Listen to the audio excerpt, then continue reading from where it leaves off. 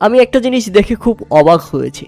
Nazmul Islam BCB পরিচালক, যেই লোকটাকে নিয়ে এত কিছু হয়ে গেল, বিপিএল পর্যন্ত বন্ধ থেকে গেল, আজ সেই লোকটা মাঠে খেলা দেখতেছেন চট্টগ্রাম রয়্যালস ভার্সেস রাজশাহী ওয়ারিয়র্সের কোয়ালিফায়ার ম্যাচ। হ্যাঁ দর্শক, তাকে দেখে অনেকেই খুশি হয়েছেন, আবার অনেকেই মনে মনে দুঃখ প্রকাশ করতে পারেন যারা তার বিরুদ্ধে বা দেশের ক্রিকেটের বিরুদ্ধে দালালি করেছিল। আবার তার পাশেই যেন খুব মন খারাপ করে বসে আছে বিপিএল এর গভর্নিং কাউন্সিলের সদস্য ইফতিকার রহমান মিঠু। কেননা এই লোকটাই বলেছিল নাজমুল ইসলামকে ফোনে পাওয়া যাচ্ছে না, তার বাসার ঠিকানা জানা নেই, তিনি নাকি পলাতক আছেন, তিনি নাকি সুকোচের জবাব দিচ্ছেন না। তাহলে তিনি মাঠে আসলো কিভাবে ভাই? আবার শোনা যাচ্ছে তিনি সুকোচের জবাব দিয়েছেন এবং জবাব হিসেবে নাজমুল ইসলাম উল্লেখ করেছেন তিনি পপুলারিটি পাওয়ার জন্য এমনটা করেছেন। এটা কি আসলেই সত্যি কথা?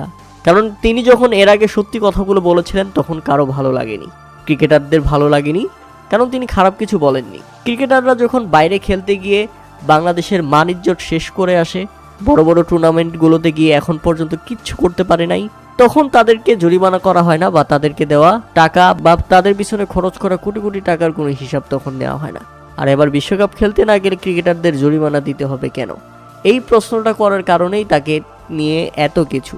এবং ক্রিকেটাররা বিপিএল বাদ দিয়ে ধর্মঘট পর্যন্ত করলো, তাকে পদত্যাগ করতেই হবে। কিন্তু বিসিবি চাইলেই একজন পরিচালককে পদত্যাগ করতে পারবে না, কারণ তিনি নির্বাচিত 5 বছরের জন্য বিসিবিতে এসেছেন।